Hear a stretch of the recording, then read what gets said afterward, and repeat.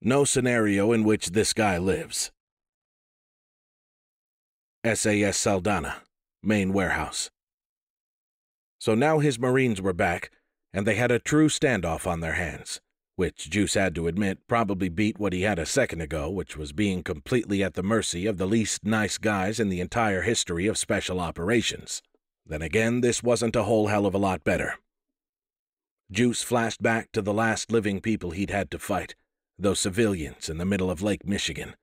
And what he was facing here was a very different proposition from those self-styled pirates on that pleasure boat. Those guys had imagined themselves to be badasses. These dudes never even had to think about it. Well, at least they're professionals, Juice thought, looking on the bright side. Amateurs were always more dangerous. Or maybe not, he amended, as he now very unexpectedly saw his own Lance Corporal Jenkins appear from down an aisle, one controlled by the Russians, sitting out past the open central area and to the left. That is, he emerged from within the Spetsnaz ranks, walking stiffly forward. He had his hands held out before him, his rifle hanging on its sling. Juice could almost make out the figure of the man walking him forward from behind, and could just about feel the impression of the cold steel muzzle pressing into the base of the young Marine's skull. God damn it. Now they were a man down already, and they were also going to have to deal with a hostage situation. Before Juice could react to this shitty new development, not that he had any particularly good ideas of what to do about it, Jenkins got handed off to Misha, who put one rebar-like forearm across the Marine's windpipe and with his other hand produced a ridiculously sinister knife, even by Spec Ops standards. It had wicked serrating on the backside, an obviously razor-sharp edge on the front, and a point that curved and tapered as if singing out for some soft flesh to sink into. Juice realized Misha was making sure they all got a look at that blade, right before he put its tip an inch from Jenkins's right eyeball where it hovered. Up until now, the young Marine had looked defiant and pissed off, probably mostly at himself for screwing up and getting captured. But now he seemed to stop breathing. Hell, I would too, Juice thought. That was not a nice thing to have pointed at your eyeball. Ha! Ha! Ha! Misha roared, his bulging and hardwood-like bicep pressing into the side of Jenkins's neck while his horror movie knife hovered before the kid's right eye. You are missing one of your jarheads, no? And that's when Juice's radio went in his ear. Biltong Actual, this is JFK CIC, how copy? Juice ignored this, though it was quiet enough in there that he worried the voice would be audible, if not comprehensible, leaking out of his radio earpiece. Biltong, send mission status. This is a priority request. Over. Juice blinked once, slowly. Of all the goddamned shitty timing. He moved his hand very slowly toward the radio on his chest rig. This caused Misha to bring his knife point even closer to poor Jenkins's eyeball. Juice made a squeezing gesture with two fingers, hoping that was the universal sign for what he was about to do, which was squeeze his PTT button. CIC, Biltong, wait out. Then he twizzled down the volume on the command channel. And as he watched Misha adjust his grip on Jenkins, Juice belatedly considered another possible goal of the Russians. A live capture.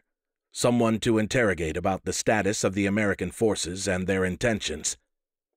Knowing what Juice did about Spetsnaz interrogation methods, he wanted absolutely no part of that, and neither did Jenkins. Juice also had a decent idea about how the young Marine had been taken. He had no doubt been out pushing the flanks, looking for a better position, trying to outmaneuver the enemy force, being aggressive.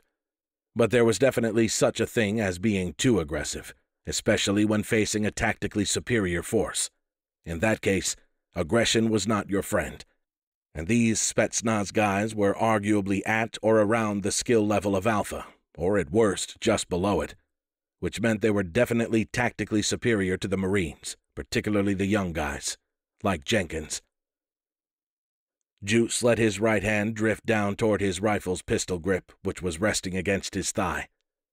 Misha cocked his head, and his knife closed half the tiny distance to Jenkins's eyeball. Come now, my friend, he said, still managing to sound friendly, or at least carefree. Let's be civilized. We're the living, after all. We don't want to start shooting in here. We don't need the dead coming down on our heads. No one wins that way. Am I right, Tovarish?" Juice exhaled and considered spitting again, but it seemed inappropriate with a man he was responsible for in immediate peril. He racked his brains for some next move, some way to save Jenkins, anything other than what he knew deep down was coming next. "Let's all put our guns down," Misha said, "and we'll just have a little chat." "I don't think you and I have anything to chat about." Juice went ahead and spat. "Tovarish."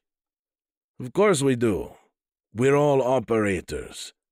Think of it as military cooperation, joint exercises." Juice laughed. This guy's English was certainly good. For a half a second he lulled himself into thinking maybe there was still some kind of a chance of an accommodation, as there always ought to be between the living, that this still might work out, that it could be resolved without catastrophic loss to everyone there. But then he remembered. It was these guys' fucking ship that had fired on the JFK instantly and without the least provocation. And he also remembered that this here was the only cache of military supplies going that they knew of anywhere in the region, and his people absolutely had to have it. No doubt the Russians felt the same way. Deep in his bones, Juice knew these men had no intention of letting him or any of his guys walk out of there, and the life of Lance Corporal Jenkins was already forfeit. Even if they kept him, questioned him, and tortured him, they were never going to give him back. To borrow a line from good old Uncle Jack, which Juice was by no means above doing, there's no scenario in which this guy lives. No, Juice knew which way this was going to go. He was just wrong about who was going to kick it off. He saw Misha's eyes come off him and go over his right shoulder. As a result of this, first of all, Juice knew one of the Marines had the same take on things that he did, and secondly, he knew that just maybe there was now some small chance he himself might live long enough to see cover. The crack of a single rifle round was too close in time to Misha's lightning pivot to distinguish them.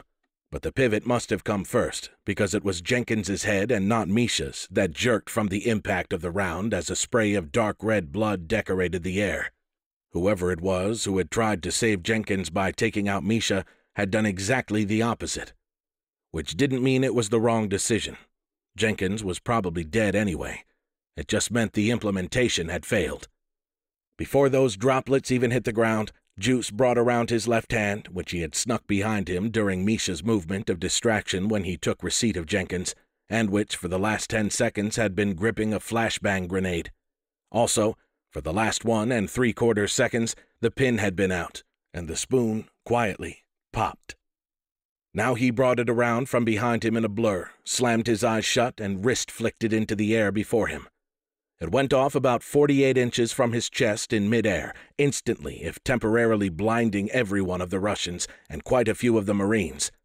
The explosion whited out everything and echoed crashingly off the concrete and wood.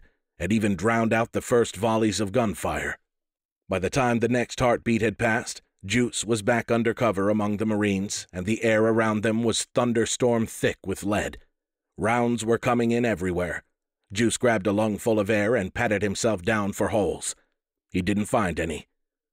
When he looked to his immediate left, he saw Corporal Rabel, and he also knew instantly and without any doubt that it had been Rabel who had taken the shot at Misha, but had instead killed the man under his command. And Juice knew Rabel would be a long time climbing out from under the weight of that, if he lived through today. Right now, it was game on.